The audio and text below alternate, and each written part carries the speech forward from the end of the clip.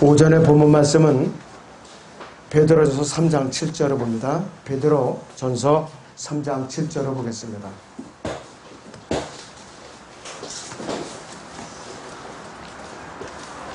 베드로전서 3장 7절을 보겠습니다. 이와 같이 너희 남편들아 아내들도 연약한 그릇으로서 또 생명의 은혜를 함께 상속받을 자라서 귀히 여기되 지식을 따라 그들과 동거하라. 이는 너희의 기도가 막히지 않게 하려 함이니라 하겠습니다. 오전의 주제는 현명한 남편의 처신입니다. 현명한 남편의 처신, 제가 기도한 남편의 처신입니다. 성경에서 여자들은 남자들보다 더 연약한 그릇으로 이제 여기죠. 여자들은 남자들보다 연약한 것이 대부분 많죠. 사실이에요. 그렇다고 여자들이 정신력의 남자들보다 약하다는 것을 의미하는 것이 아니에요. 정신력에 있어서는 오히려 여자들이 남자들보다 훨씬 아주 강한 면이 많이 있어요. 그 자녀들을 낳을 때 또 기르는 거 이런 걸 보면은 남자들이 할 수 없어요. 갓난아이를 낳아서 자주 울고 보채는 아이를 남편이 보고 봐달라.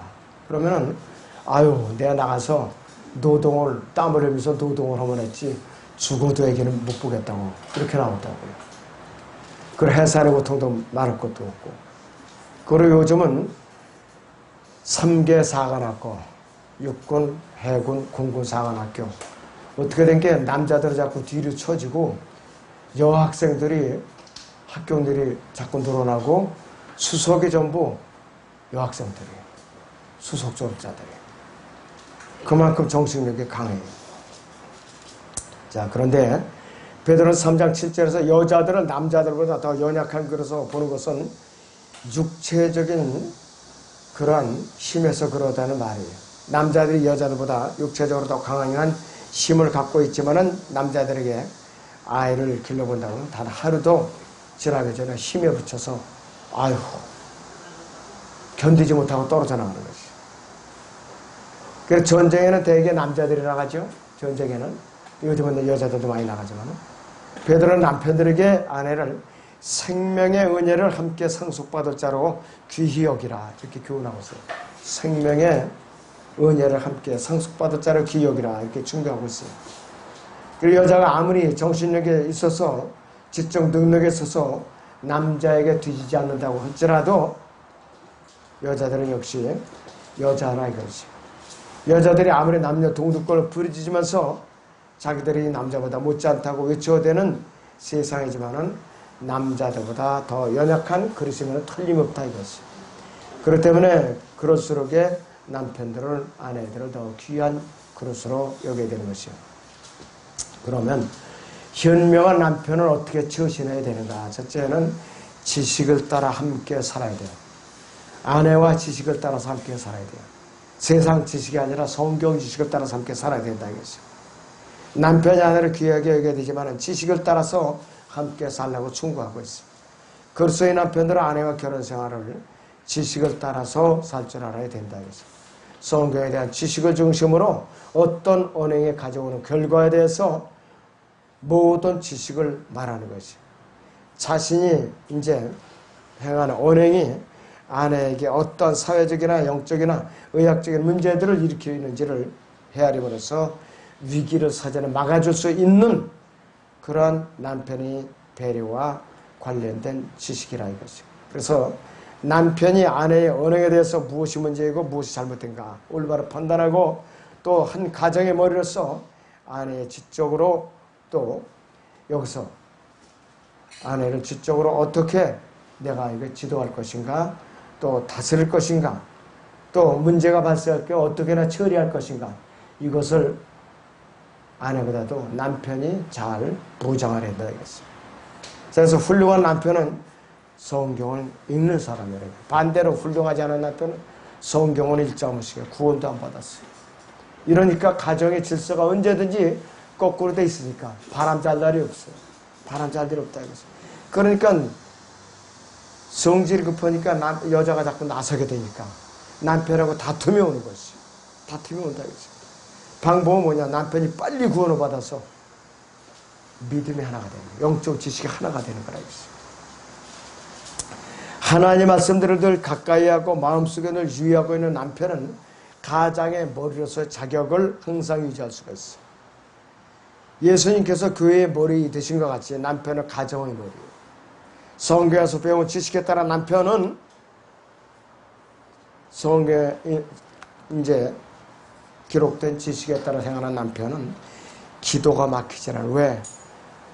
남편은 문제를 미리 파악하고 문제를 해소하고 예방하는 최선의 방법과 방책을 알고 기도하는 사람. 그러니까 미리미리 가정 문제를 제거하는 거예요. 인간의 생각과 말은 제한되어 있어요. 그럴 때는 자신의 생각과 말로만 문제를 해결하고 하는 것은 어리석은 짓입니다. 그래서 최상의 해결책은 하나님께서 가정 문제에 개입해서 다스려 주시도록 하는 것이 최상의 방식이라는 것이죠. 그래서 이러한 지식을 갖고 있는 남편은 늘 기도하게 마련해요. 그리고 사역자로 부름을 받은 사람들은 이는 너희 기도가 막히지 않게 하려 함이니라는 말씀을 명심하고 있어요. 그래서 사역자는 생애가 전적으로 기도하는 생활이에요. 잠시라 잊어서는 안 돼요. 그래서 이제 사역자의 길에 들어선 사람들은 누구보다도 마귀와 대적하는 것이 기도로서 대적하는 거라 했어요. 그 기도가 강력한 영적인 무기이죠. 교회 사역의 사역자가 아니더라도 남편은 한 가정의 사역자예요. 전담 사역자가 아니라도 구원받은 형제는, 결혼한 형제는 한 가정의 사역자라 이것이죠. 자, 그래서 가정을 다스리되 무엇보다 먼저 하나님을 섬기고 그분의 모든 것들을 위해 최우선의 자리에 모시고 이 가정을 이끌어가는 가족들에게 말씀을 가르치고 양육하는 점에서 이 그리스도의 남편은 가정의 사역자라 이것이죠. 이렇게 볼 때 가정을 파괴하고 가족 간의 문제를 야기하는 온갖 문제들과 맞서는 것을 극복하고 해결하는 일도 영적 전쟁이에요. 그 자체가 영적 전쟁이에요. 그 영적 전쟁은 개인의 마음속에서부터 벌어지고 가정에서 벌어지고 교회 안에서 벌어지고 국가적으로 벌어질 거에 나가서 그것이 세계적으로 벌어진 것이 외형적으로 나타난 세계대전이에요. 바로 세계대전에서 마귀와 하나님을 대리한 대리전쟁이 바로 세계대전이라고 했어요. 자, 그래서 남편은 이 아내에 대해서 여러 가지로 구체적으로 이 인체 구조적으로는 일일이 심리적으로 다 알 수가 없지만은 그 어떠한 그 속성을 갖고 있는가 잘 이해하고 지식을 따라서 이 아내를 하나님께 동행하도록 그렇게 이끌 책임이 남편에게 있는 것이요. 그리고 현명한 남편의 처신은 아내를 구타하거나 폭행을 해서는 안 된다. 구타하거나 폭행을 해서는 안 된다. 한 가정의 남편이 한 여자의 남편으로서 갖춰야 할 두 번째 요건이에요. 어떤 경우에도 아내에게 화를 내는 것도 넘어가지고 모자라니까 구타하거나 폭행하는 일로 이어져서 안 된다 이것이에요. 때에 따라서는 주먹이라도 휘두르고 싶은 마음이 불같이 일어날 때도 있어요. 남편을 그래서 잘 극복하고 이겨내야 되는 거죠. 골로새서 3장 19절을 봅니다. 골로새서 3장 19절을 봅니다.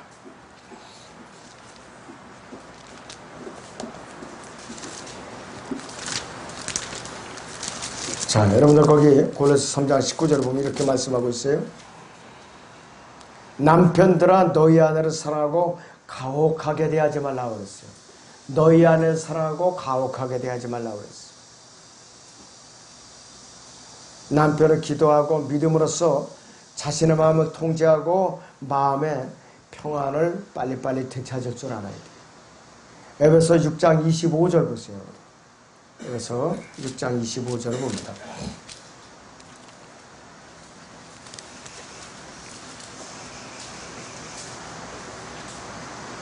에베소 5장 25절입니다. 에베소 5장 25절을 보면은 남편들아 너희는 자기 아내를 사랑하되 그리스도께서 교회를 사랑하사 교회를 위하여 자신을 주신 것 같이 하라 이렇게 말씀을 하고 있어요. 그리스도의 남편이 하나님께 순종하고 아내를 잘 보살피려면 이 말씀부터 먼저 순종할 줄 알아야 돼요. 말씀부터 순종할 줄 알아야 돼요. 남편이 이처럼 말씀에 대한 지식을 따라 아내와 함께 살 때에 기도가 막히지 않아요. 그렇게 돼야만 기도가 막히지 않는 것이.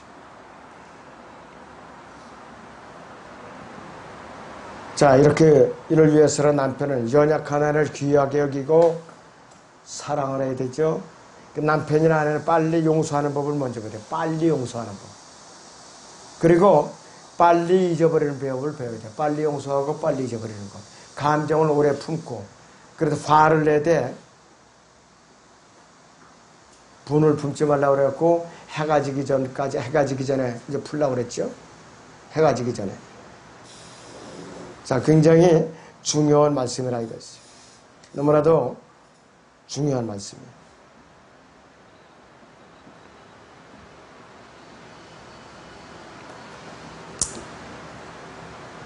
자, 그렇기 때문에 이 남편이나 아내가 빨리 용서하고 빨리 잊어버리는 법을 배우면은 어떻게 되느냐? 서로 다툴 일이 줄어들어요. 용서하기를 더디하면 그만큼 지불할 대가가 너무 커져. 부부간에. 그리고 잊어버리기를 더디하면 그만큼 잃어버리는 것이 더 많아져요. 잃어버리는 것이. 남자나 여자나 다 똑같은 것이. 그래서 아내가 화가 나서 내가 이 남편에 대해서 내가 다시는 용서 하나 보자. 이렇게 오랫동안 엉켜지고 있으면은 이것이 엉켜갖고 나중에 이제 풀 길이 막막하다 이거지. 그럼 어떻게 되냐? 이제 막간에 있으니까 법원으로 가자. 갈랐으면 됐지 뭐. 이렇게 쉽게 말을 내뱉어요. 그러면 자녀들은 어떻게 되느냐? 한참 잘하고 있는 자녀들은 어떻게 될 거냐 이거지. 같이 불행해지는 거니까. 남편이 다스리지 않으면은 집안이 망하는 것이. 왜? 그만큼 영적 권위가 않습니까? 남편이 집안일에서 뒤로 물러나 있어서 지도력을 발휘하지 못하고 크고 작은 일에 대한 최종적인 결정권을 행사하지 못한다면 가정은 뭐냐? 가정으로 제대로 설 수가 없어요. 남편은 가족의 머리인데, 가족의 중심인데, 가정 안에서 남편이 자기 위치를 잃거나 벗어나게 되면 집안에서 일어나는 어떤 일에 대해서도 책임을 질 수 없는 사람이 이제 되게 되기 때문에 그 가정은 선장을 잃고 표류하는 배랑 똑같은 것이에요. 그래서 모든 아내들은 그래서 명심하고 있어야 돼요. 아내들이 남편에게 복종하는 것은 남편이 이런 위치를 정해놓으신 하나님의 질서에 순종해야 되기 때문에, 하나님의 명령이기 때문에. 아내는 가정 안에서 머리로서 남편의 위치를 지켜줄 수 있는 유일한 사람이 누구냐? 아내예요, 바로. 남편이 머리로서 위치를 지켜줄 수 있는, 이 보필할 수 있는 역할을 낼 수 있는 것이 아내밖에 없어요. 아내가 남편에게 복종하지 않으면 그 가정은 모든 질서가 무너져버린 무정부 상태가 되어버리는 국가나 똑같아요. 위기 상태에 놓는 것이에요. 그럼 가정이 엉망이 된다 이거지. 자, 그래서 이 남편과 아내는 어떻게 되냐? 한 생각을 품어야 돼. 한 생각. 다시 여러분 베드로전서 3장 8절에서 9절을 보겠습니다. 베드로전서 3장 8절에서 9절을 봅니다. 끝으로 너희는 모두 한 생각을 품고 서로 동정하고 형제로서 사랑하며 인정을 베풀고 예의를 지키며 악을 악으로 또는 욕을 욕으로 갚지 말고 도리어 복을 빌라. 이를 위하여 너희가 부르심을 받은 것을 아노니 이는 너희로 복을 성소받도록 하려 함이니라 그랬습니다. 그러므로 생명을 사랑하고 좋은 날들을 볼 사람은 자기 혀를 악으로부터 지키며 자기 입술로 어떠한 교활도 말하지 않게 하라 이렇게 말하고 있고, 악에서 떠나 선을 행하고 화평을 구하여 그것을 추구하라 이렇게 말하고 있어요. 화평을 구하여 그것을 추구하라 이렇게 말하고 있어요. 남편과 아내가 한 생각, 한 가지 마음을 품어야 되는 것이. 이 땅의 모든 남편들과 아내들이 이것만큼이나 한 생각을 품어야 한다는 겁니다. 중요한 것이 없어요. 자, 그렇기 때문에 여러분들 남편이나 아내는 딴 생각을 서로 품고 있다. 문제가 많아요. 딴 생각을 품고 있으면 문제가 많다 이거였어요. 성경적으로 남편과 아내가 한 생각을 품고 살아야 되는 것은 아무리 강조해도 지나침이 없는 거예요. 아무리 강조해도 지나침이 없어요.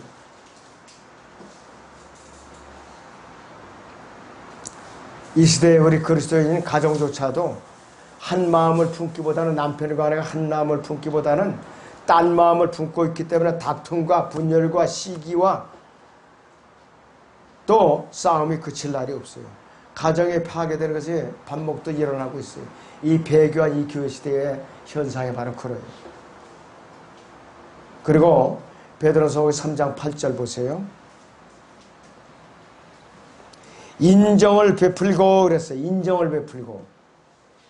영어로는 pitiful이라고 그래요. pitful이라고 여기에 나오고 있어요. 이 말이 이 시대에 싸구려, 영어 사전에는 가엾은, 처량한, 불쌍한 이런 뜻으로 나와 있어요. 원래의 의미가 무엇이냐? 이것은 인정이 많은 이 말이에요. 인정이 많아. 그런데 흠정성 성경 뭐라고 하냐? 불쌍히 여기며, 이렇게 변개시켜버렸어요. 이 사람들은 전통 언문을 참조해가지고서 그대로 다 살려내야 되는데 그냥 영어 사전 보고 번역한 거 똑같은 거 이렇게 들통이 나는 게 이렇게 불쌍히 여기며. 여러분도 동화 사전이나 민정 소가리 같은 데 영어 사전 보세요. 틀림없이 어떻게 나와 있는가?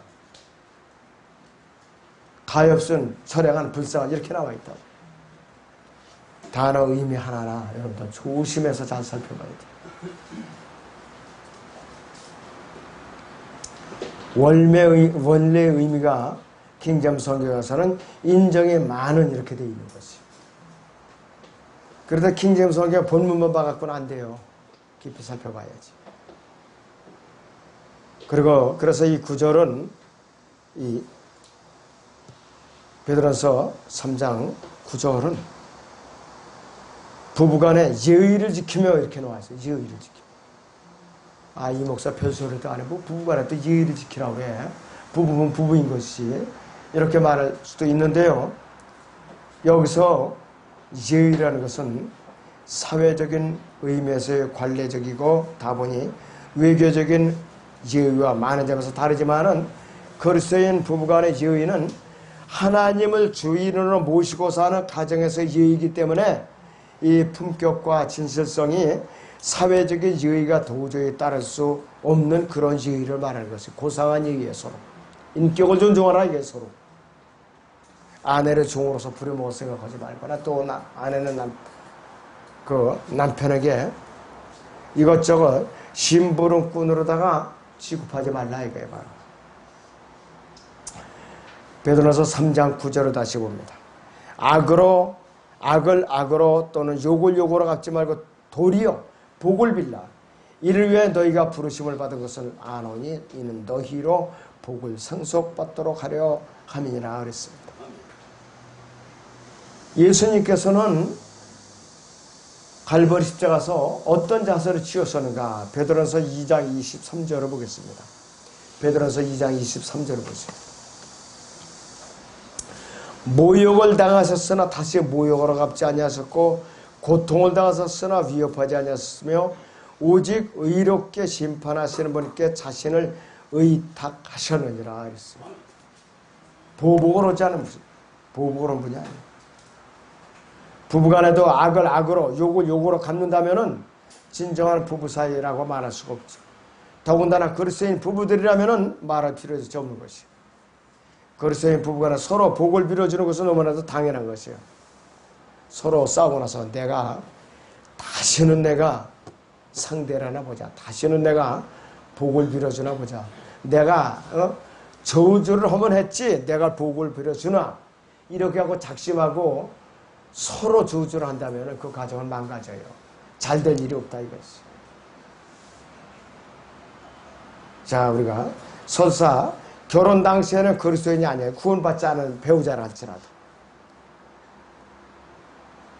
그리고 서로 상대방의 배우자가 그리스도인이 아니었을지라도 결혼한 뒤에 그리스도인으로 거듭나게 되었다면 그것은 말할 것도 없어. 하나님의 자녀가 되어서 영원한 생명을 얻기 위한 것이기 때문에 서로 복을 빌어줘야 된다겠어요. 서로 복을 빌어주고 복을 상속받기 위해서 서로 노력을 해야 되는 것이에요. 그렇기 때문에 여러분들 베드로서 3장을 다시 보자. 7절을 보죠. 이와 같이 너희 남편들아 아내들을 더 연약한 그릇으로서 또 생명의 은혜를 함께 상속받을 자로서 귀히 여기되 지식을 따라 그들과 동거하라. 이는 너희의 기도가 막히지 않게 하려 함이니라 그랬습니다. 부부싸움을 하고 나면 기도가 막혀요. 절대로 기도가 안 돼요. 너무나도 여기 소중한 구절이에요. 다시 한번 봐. 이와 같이 너희 남편들아 아내들을 더 연약한 그릇으로서 또 생명의 은혜를 함께 상속받을 자로서 귀히 여기다 그랬어요. 귀히 여기다 그랬어요. 부부간에 서로 멸시하고 서로 다투고 욕을 퍼붓고 서로 언성을 높이면은 이 모든 복이 다 날아가 버리고 마는 것이에요. 이 모든 복이 다 날아가요.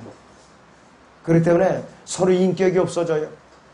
서로 으르렁거리고 자녀들에게까지 해가 미치는 거예요. 자녀들에게 우리 엄마 아빠는 맨날 그저 마주치면 서로 으르렁거리고 싸우는 사람들이야.